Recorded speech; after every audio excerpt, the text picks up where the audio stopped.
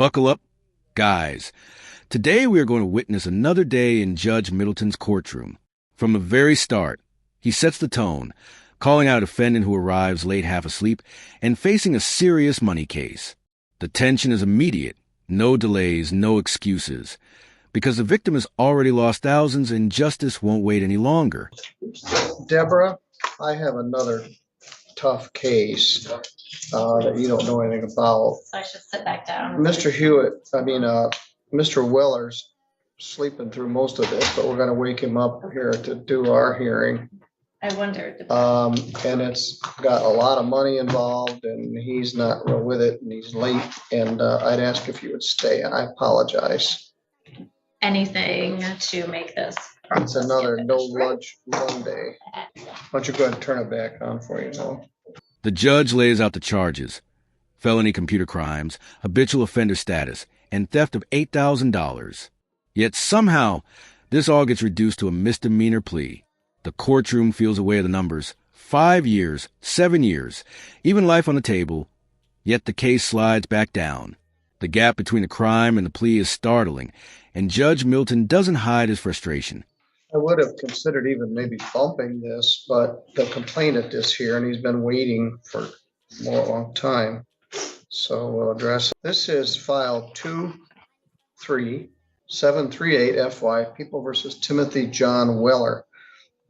Mr. Weller was charged with a felony computer crime. And as I mentioned, we're returning to the bad old days of multiple remands. This matter was bound over to the circuit court on a felony charge. A large amount of money was taken, $8,000, and it got remanded back to our court for a plea and sentencing. Well, I'm not sure I'm ready to do a plea and sentence, but I would be ready to do a plea. They're remanding these matters back for plea and sentence, but by the nature of the fact that they were a felony and came back as a misdemeanor, they're complicated. I don't know what happened. This case got bound over. There were several status conferences. It was going to be set for trial and it got remanded. And so the remand plea, Mr. Weller, would be to a misdemeanor charge of larceny over $200, but less than $1,000. The original charge was an allegation that you stole $8,000 from a Mr. Gregory White. That larceny charge is a just plain old grand larceny, punishable by up to... The backstory unfolds. The defendant and his partner orchestrated a theft through stolen phone access and computer transfers. What began as a felony was bargained down, but Judge Middleton and Prosecutor Davis make sure the details aren't lost. The air is heavy with contempt for thieves, and you can sense the court's determination not to let this man slip away lightly. 5 years imprisonment and a fine of up to $10,000. The computer part of it is a allegation that used a computer program, computer system, or computer network to steal more than 1,000, but less than 20,000. That's punishable by up to 7 years imprisonment and a fine of up to $5,000. You're also charged as a habitual felon as a fourth felony offense, making this punishable by up to life in prison. So the matter got bound over to circuit court. The can got kicked down the road a little ways, and then it got remanded back here for a plea to a misdemeanor charge of larceny more than $200, but less than $1,000. Mr. Weller, that's a misdemeanor. It's punishable by up to a year in jail and a fine of up to $1,000 or 3 times the amount of the money taken. In this case, it's alleged to be $8,000. So the prosecutor, and let me confirm this, Ms. Davis, has offered to dismiss the felonies and the supplemental for a plea to larceny over $200. And I understand you inherited this, but thank you for being here. Quickly looking through the notes, it appears that yes, Prosecutor Marvin had made that offer larceny 200 to 1,000, and that the restitution was $8,000 joint and several between Weller and Sproul. She is set for sentencing later this month with Judge Pattison. The judge presses the defendant hard on the facts. Did he knowingly allow stolen money into his account? Did he blow it at the casino? His answers shift, dodge, and contradict, but Middleton doesn't budge. Every excuse is dismantled in real time, and you can feel the defendant shrinking under the weight of his own weak story. The truth is cornering him fast.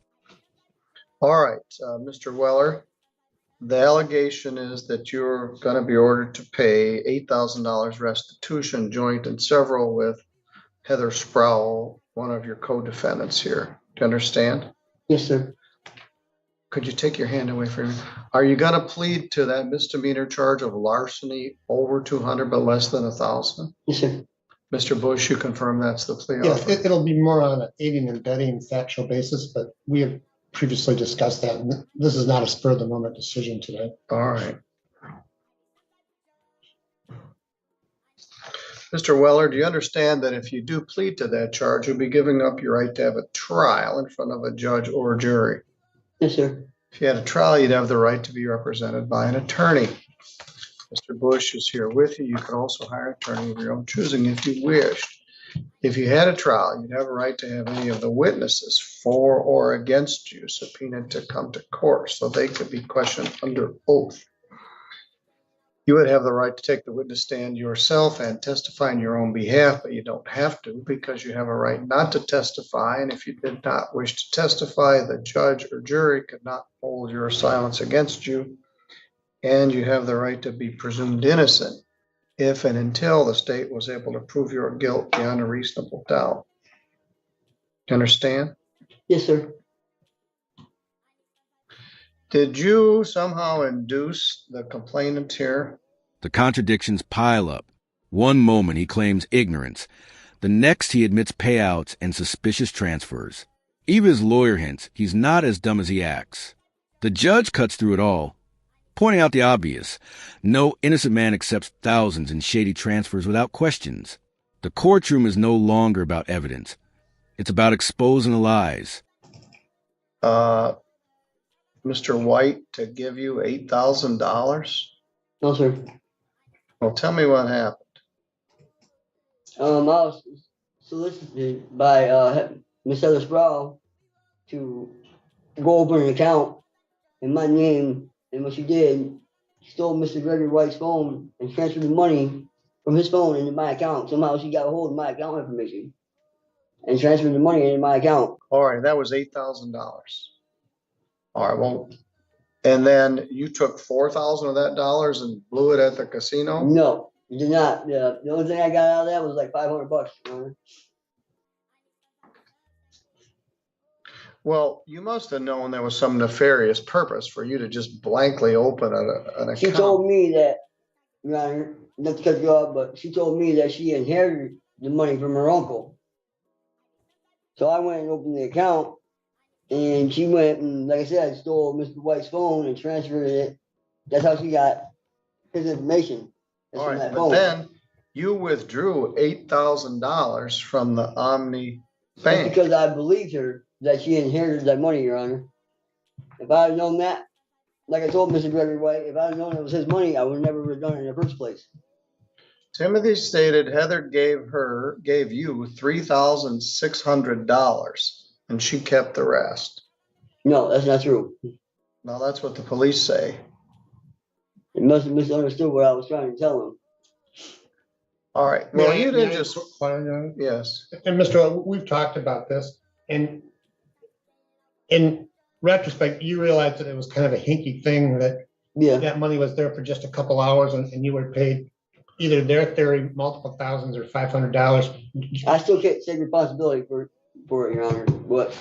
All right. So you knew this wasn't all on the up and up. Right, Your Honor. Attention shifts to logistics. The victim, already out $8,000, struggles just to make it back to court. Judge Middleton steps in, arranging bus passes. So the man isn't left stranded. It's a stark contrast. The thief sleeping through hearings and the victim fighting to be heard. The judge reminds everyone this courtroom is about fairness, and fairness means ensuring the victim has a voice. And he's open to his share of restitution. I suggest to the court that he wasn't as sophisticated as the other individual to put this together. He's also not as dumb as he presents here. He knows more than. I'm willing to pay him back whatever the court wants me to pay him back. Her name is Sproul. Let me see, because she's set for sentencing on a certain date. Let's see if we can line these up, save the complainant. Well, that can't be right. Set for sentencing on September 5th. So let's see how I look for September 5th at 10:30. It's next Tuesday. I can do it. All right, I'll accept your plea at 10:30. I'm not sure how we're going to do this. Let's say it. Mr. Wilson? Yes, Your Honor, please the court, I provided transportation for Mr. White because quite frankly, he has none. And I will not be able to do so during the month of September. Well, I can, the other case is already set for September 5th. Mr. White, I can give you a bus pass to get here and back on September 5th. So I'll give you a round trip bus passes for that morning. But you're going to need to be here for Mr. Sproul anyway. So here's 2 round trip bus passes for you to get here on September 5th. Courtesy of generous people that watch this channel. Thank you, Your Honor. What time are I'm going to set this for 11. Then comes the hammer. The judge questions the defendant's driving, his gambling, his ability to pay restitution. The answers are pitiful. Middleton cancels his bond on the spot, ensuring he'll sit in jail until sentencing. For once, the excuses don't buy him freedom. It's accountability in real time, and the defendant suddenly realizes the walls have closed in. The other one's at 10:30. Now, you called this morning. You were out of state or you had to be somewhere. How'd you get here today? Cousin. My cousin brought me all the way back. All right. How'd you get here to the courthouse? My cousin drove up here. Where's he? He took off. Yeah, I'm supposed to let him know how I'm supposed to get a hold of him because he has no phone now.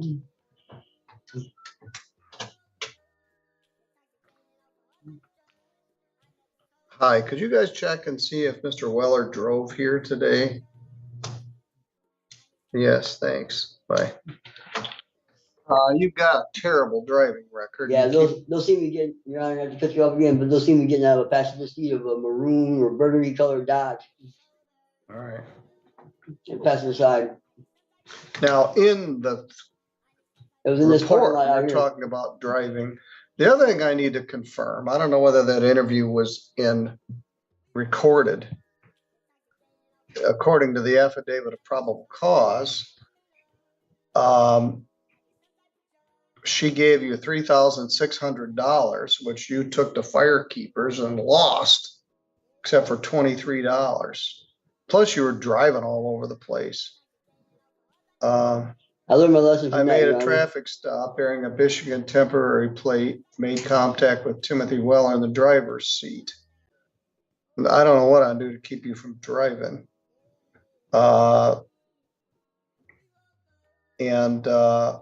there's a dispute about how much money you took. You don't have 2 nickels to rub together. I'm not very encouraged about this man getting his $8,000 back. But you agree that the restitution will be $8,000 joint and several with Miss Sproul? Like I said, I'm willing to make this right with him. I mean, I feel bad about it, and I'm willing to do whatever it takes to make it right. And I do want to, I have not looked at this carefully, obviously. So in just going over the bank statement that I pulled up, there may be some withdrawal fees and that sort of thing. So Okay. I guess I would like to leave that restitution somewhat open. I mean, it's expected it's going to be around the $8,000, but there may be some fees. I want to get that cleared up so that the victim is made right. In the final moments, the judge explains why the presumption of innocence no longer applies. The defendant pled guilty. The courtroom lesson is clear. You can lie, stall, and minimize, but the truth will catch you. The gavel falls, and this case ends with a man stripped of excuses. And that's it for today's breakdown. Don't forget to like the video, subscribe to the channel, and we'll see you in the next video. But I also have concerns about Mr. Weller's ability to be here himself on Tuesday. And if we have the victim coming back and the other co-defendant, I want to make sure that he is going to be here as well. So I guess I'll leave that to the court's discretion as far as that goes. I'm going to come back. All right, yes, your bond's canceled. They'll bring you back. And we'll deal with it. That's next Tuesday, which is 8 days. Stealing $8,000 from this guy certainly develops at least 8 days. Plus you keep driving a damn car. No, I think he's been in jail for upwards of 45 days in this case. Yeah, he bonded out. I'm not sure how. And I set the bond at the amount that was stolen. I think it got reduced when it was remanded. And I don't like these remands, and there's not much I can do about it, but they come in, they're always difficult to deal with. Yes, your bond's canceled. You're no longer presumed to be not guilty. I will see you next Tuesday at 11 o'clock. Thank you, Your Honor. What am I going to deal for? Your bond's canceled. Why is my bond being? Because you just pled guilty to helping somebody steal $8,000 from this man. Yeah. Plus you showed up late and slept through most of the earlier proceedings. I'm not sure what's going on with you, but I hope you're in a better state of mind when I see you next Tuesday morning. All right, you're free to go. Thank you, Your Honor. Why am I being arrested for? I don't understand. I don't want to throw my pleas in. Oh, it's too late for that. We can discuss Why am I that being next arrested for, man? You're not arrested. You pled guilty to stealing $8,000 No, I pled guilty. and then canceled your bond. Man, it's crazy, man. Yes, I think so. Okay. One of us is. All right, I'll see you next Tuesday.